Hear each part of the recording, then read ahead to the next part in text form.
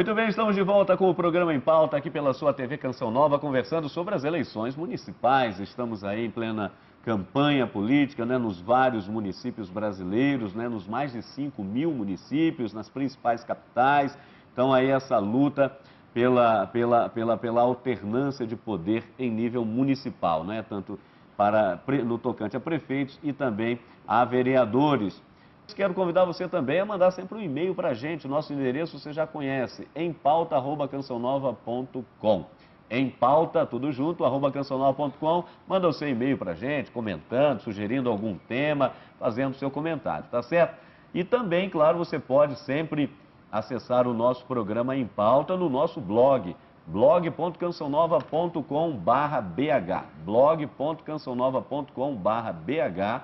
Ali, além das atividades realizadas na Canção Nova aqui em Belo Horizonte, você também tem acesso ao nosso programa Em Pauta, tá ok? E também o site do Frei Antônio Moser, antoniomoser.com, porque você tem ali também um link para o programa Em Pauta, os principais temas são disponibilizados para você rever, tá ok?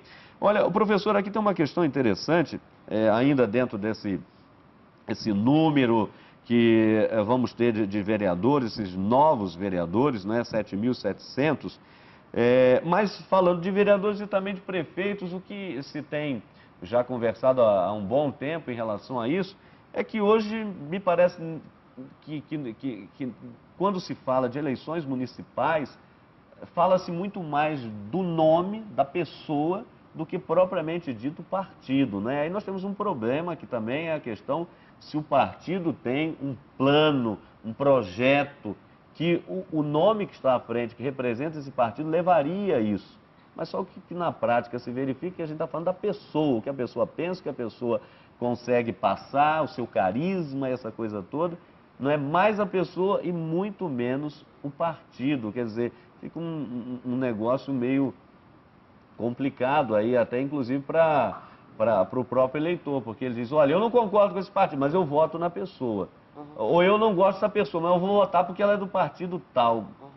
Isso deveria ser um pouco melhor. Eu vou até, se me permite fazer, não uma propaganda, mas uma publicidade. Justamente o ano passado, em 2011, eu lancei um livro com o professor Antônio Lavareda.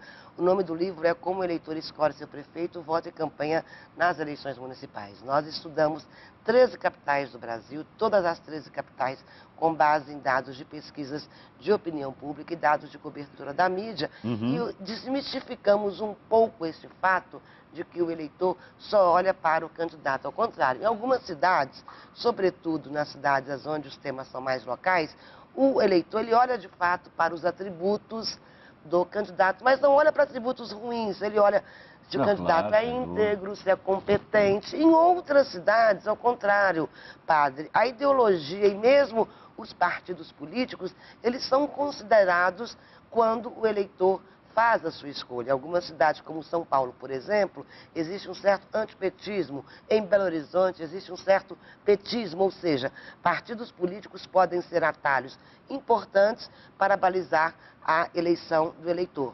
E em outras cidades, nós observamos que existem outros fenômenos. O eleitor olha muito para a avaliação que ele tem da administração. Então, ele pode castigar o prefeito se o prefeito não fez uma boa administração, ou ele pode dar um novo voto ao prefeito e esse prefeito se reeleger. Foi o que ocorreu, que nós observamos em 2008, 95% dos prefeitos e mais de 80% da Câmara dos Vereadores foi reeleita. Isso, do nosso ponto de vista, significa que quando o eleitor pensa no partido, pensa nos atributos do candidato e avalia o passado da gestão e do legislativo, ele está se tornando mais maduro. Então, ainda que o número de competidores tenha aumentado, não significa que esses novos competidores que estejam entrando nas eleições, que eles terão chances de serem eleitos, porque o eleitor está fazendo a sua escolha baseando-se, sim, em pessoas mais competentes, em pessoas que já tiveram cargo e também nos partidos. Pode parecer até estranho a gente dizer que os partidos fazem diferença, mas eventualmente sim, em algumas capitais eles têm se tornado, segundo os nossos estudos, atalhos importantes para a decisão do voto. Bom, Frei Moser, falando aqui, por outro lado, da questão da CNBB, da Igreja no Brasil. A CNBB, você que está nos acompanhando, sabe que a CNBB tem um Centro Nacional de Fé e Política. E a cada ano, a cada eleição, sempre lança uma cartilha eleitoral para auxiliar você, eleitor, a votar e votar bem, até porque você já ouviu essa frase, né? Voto não tem preço, tem consequências, é verdade. E a cartilha desse ano se chama Cidadania para a Democracia. E nos parece, Frei Moser, dando uma olhada na própria cartilha, repassando rapidamente, ela traz uma espécie de aceno aí para uma reforma, certa reforma do Estado. Isso, de fato, faz sentido no momento que estamos vivendo? Talvez cause estranheza. Isso é uma leitura que eu faço por baixo do texto, né?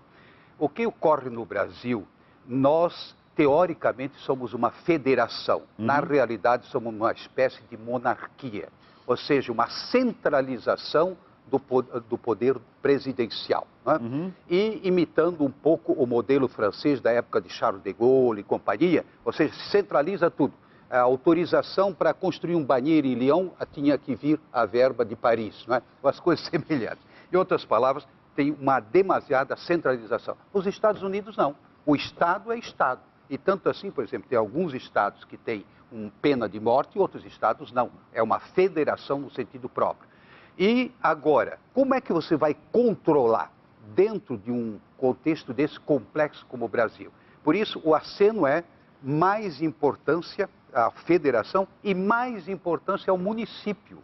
Ou seja, porque no município você tem condições de controlar melhor aqueles ralos, não é? Assim, tudo é macro no Brasil e aquilo se perde. E aí aparece mensalão, mas você nem sabe de onde veio, para onde vai e assim vai.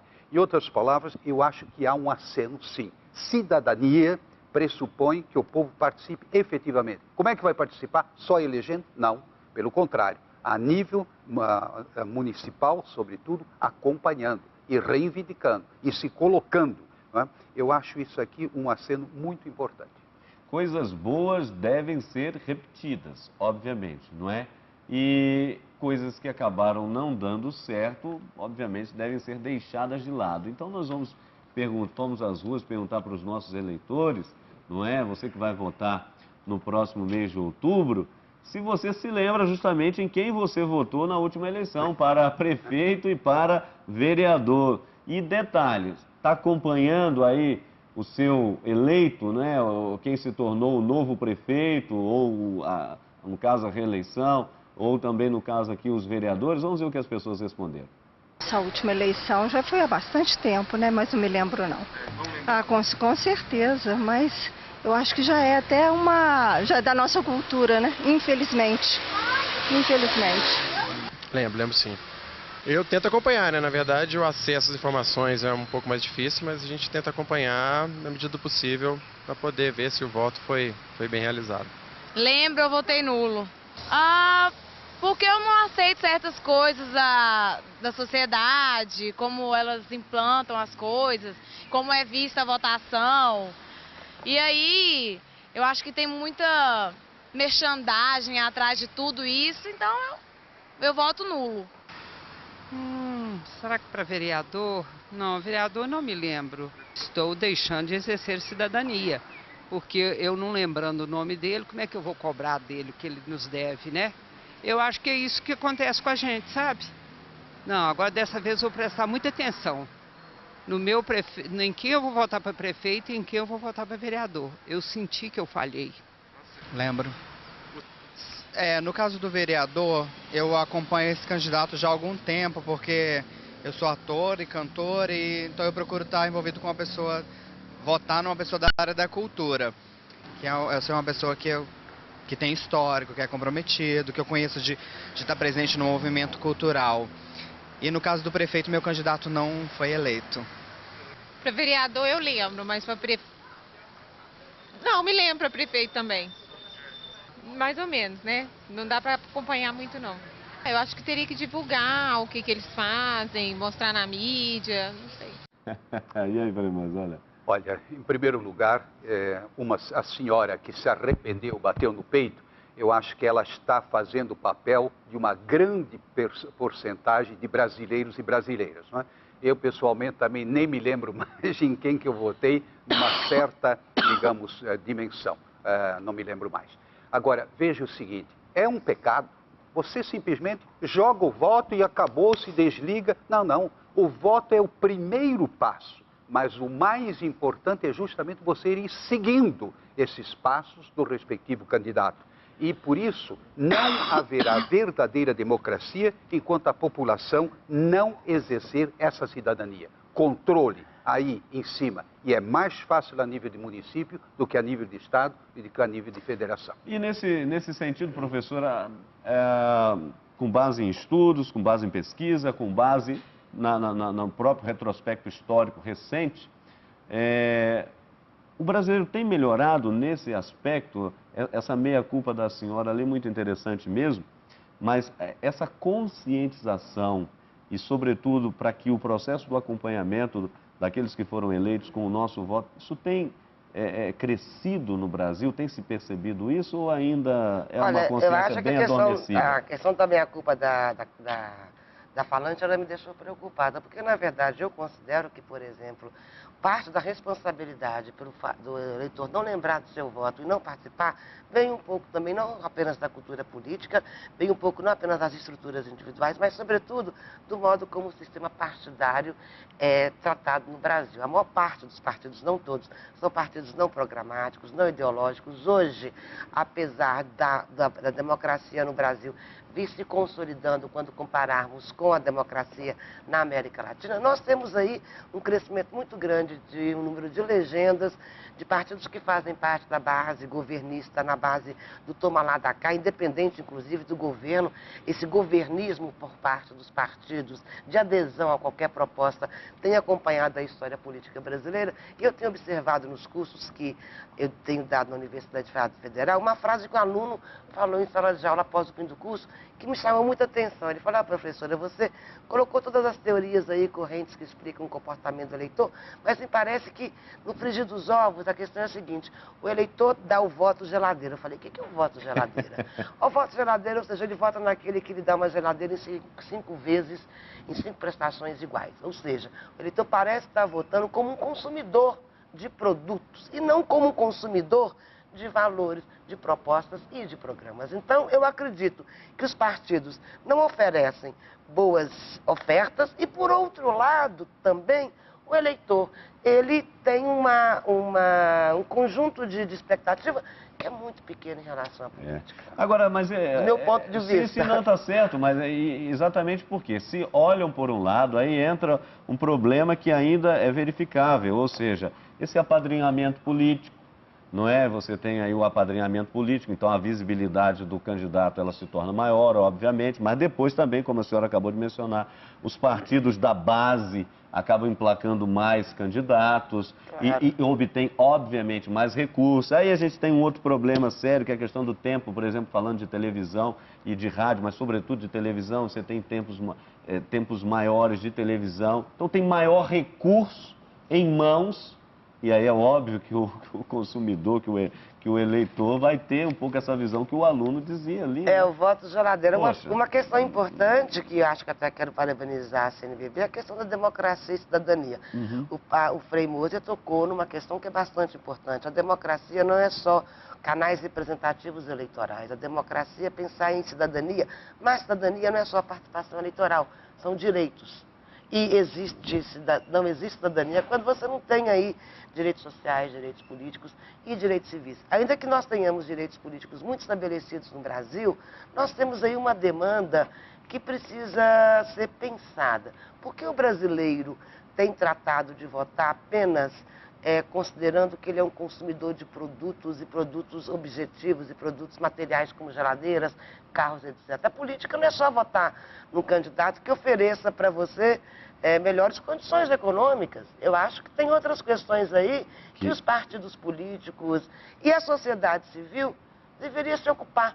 Ou seja, que tipo de cidadão e que tipo de cidadania está se formando no Brasil. Eu tenho uma percepção contrariando todos os analistas, muito pessimista quando a gente compara, por exemplo, que no Brasil nós estamos consolidando os canais de representação, mas não estamos efetivamente consolidando associações da sociedade civil, não estamos fazendo reivindicações de natureza mais ideológica ou mais de buscar mais cidadania. Nós estamos muito satisfeitos se nós conseguimos consumir, se nós conseguimos comprar a geladeira em 5 vezes.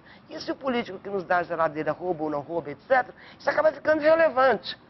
Então, eu me preocupo com o Brasil como cidadã e eu me preocupo como cientista político que os nossos horizontes sejam limitados a horizontes de crescimento econômico, que não seja incorporada aí a formação de uma cidadania plena nesse país que está longe, muito longe ainda, de ocorrer do meu ponto de vista. E que de vez em quando a gente tem uns picos aí bastante interessantes, como há pouco tivemos aí, não é? Chamada faxina, que a presidenta Dilma usou, mas depois ficamos nos perguntando se foram medidas episódicas, foi só um momento e não tem continuação, direção nesse negócio. Enfim, então que critérios você que está nos acompanhando precisa ter em mãos para construirmos essa cidadania ética, uma democracia madura de fato, pensando no todo e não apenas na parte ou no interesse particular? Então, que valores também devem ser colocados? É o que nós vamos conversar no nosso terceiro bloco. Você não saia daí, já já estaremos de volta.